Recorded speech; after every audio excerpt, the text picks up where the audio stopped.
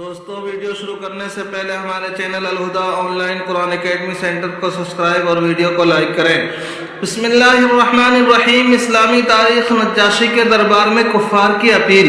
قریش نے جب یہ دیکھا کہ صحابہ کرام رضی اللہ عنہم اجمعین جا کر سکون و اطمینان کے ساتھ زندگی گزار رہے ہیں تو انہوں نے مشورہ کر کے عمر بن عاص اور عبداللہ بن ابی ربیعہ کو بہت سارے تحفے دے کر حبشہ بھیج دیا۔ بادشاہ حبشہ کے پاس بھیجا، وہاں کا بادشاہ عیسائی تھا۔ ان دونوں نے وہاں جا کر تحفے پیش کیا اور کہا کہ ہمارے یہاں سے کچھ لوگ اپنے آبائی مذہب کو چھوڑ کر ایک نیا دین اختیار کر کے آپ کے ملک میں بھاگ کر آ گئے ہیں، اس لیے ان کو ہمارے پاس واپس کر دیجئے۔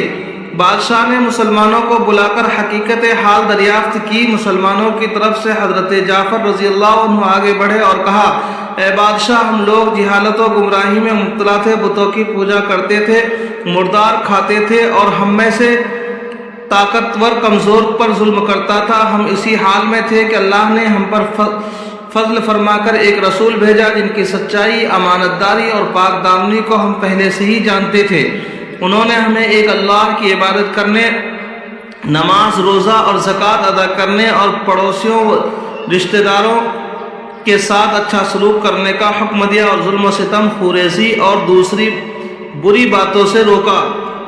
ہم ان باتوں پر ایمان لے آئے، اس پر ہماری قوم ناراض ہو گئی اور ہمیں تکلیف پہنچانے لگی، تو پھر ہم آپ کے ملک میں آ گئے ہیں۔ پھر حضرت جعفر رضی اللہ عنہ نے سورہ مریم کی چند آیتیں پڑھ کر سنائی۔ بادشاہ پر اس کا اتنا اثر ہوا کہ آنکھ سے آنسو جاری ہو گئے، حتیٰ کہ داڑھی تر ہو گئی، اور بادشاہ نے کفار قریش کو یہ کہہ کر دربار سے نکلوا دیا کہ میں ان لوگوں کو ہرگز تمہارے حوالے نہیں کروں گا۔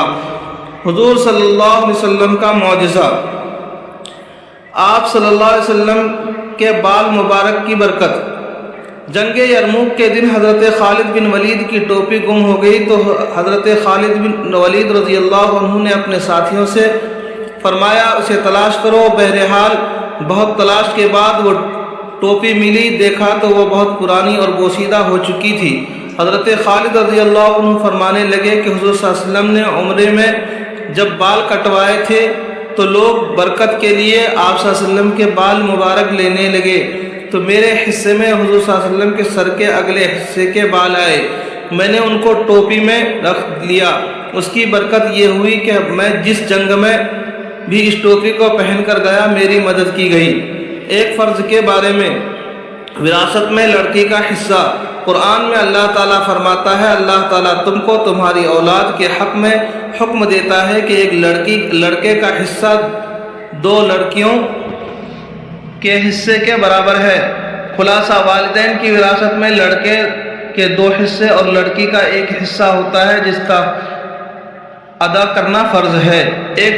ایک سنت کے بارے میں، نفس کی برائی سے پناہ مانگنے کی دعا۔ رسول اللہ صلی اللہ علیہ وسلم نے حضرت عمران بن حسین کے والد کو یہ دعا سکھائی، اللہم الہمنی رشدی وعزنی من شر نفسی۔ ترجمہ، اے اللہ میرے دل میں بھلائی ڈال دے اور میرے نفس کو برائی سے بچا دے۔ ایک اہم عمل کی فضیلت، دینی علم حاصل کرنا۔ رسول اللہ صلی اللہ علیہ وسلم نے فرمایا، علم کی فضیلت عبادت کی فضیلت سے بہتر ہے اور دین میں بہترین چیز تقوی، پرہیزگاری کا ہے۔ ایک گناہ کے بارے میں، اللہ اور اس کے رسول کی نافرمانی کرنا۔ قرآن میں اللہ تعالیٰ فرماتا ہے، جو شخص اللہ اور اس کے رسول کا کہنا نہ مانے وہ کھلی ہوئی گمراہی میں ہے۔ دنیا کے بارے میں، سواری کے جانور۔ قرآن میں اللہ تعالیٰ فرماتا ہے، اس نے یعنی اللہ نے گھوڑے، خچر اور گدھے بھی پیدا کیے تاکہ تم ان پر سواری کرو اور زیب و زینت حاصل کرو، اور آئندہ بھی ایسی چیزیں پیدا کر دے گا جن کو تم ابھی نہیں جانتے۔ آخرت کے بارے میں، اہل جنت کے عمر۔ رسول اللہ صلی اللہ علیہ وسلم نے فرمایا، جنتی لوگ جنت میں بغیر داڑھی کے سرما لگائے ہوئے 30 یا 33 سالہ نوجوان کی شکل میں داخل ہوں گے۔ طب نبوی سے علاج، آگ سے جلے ہوئے کا علاج۔ حضرت محمد بن حاتب رضی اللہ عنہ کہتے ہیں، گرم ہانڈی پلٹ جانے کی وجہ سے میرا ہاتھ جل گیا، میری والدہ مجھے رسول اللہ صلی اللہ علیہ وسلم کی خدمت میں لے گئیں تو آپ صلی اللہ علیہ وسلم مجھ پر یہ بڑھ کر دم کر رہے تھے۔ اذهب الباس رب الناس واشفی انت الشافی لا شفاء الا شفاؤک شفاء لا یغادر سقما۔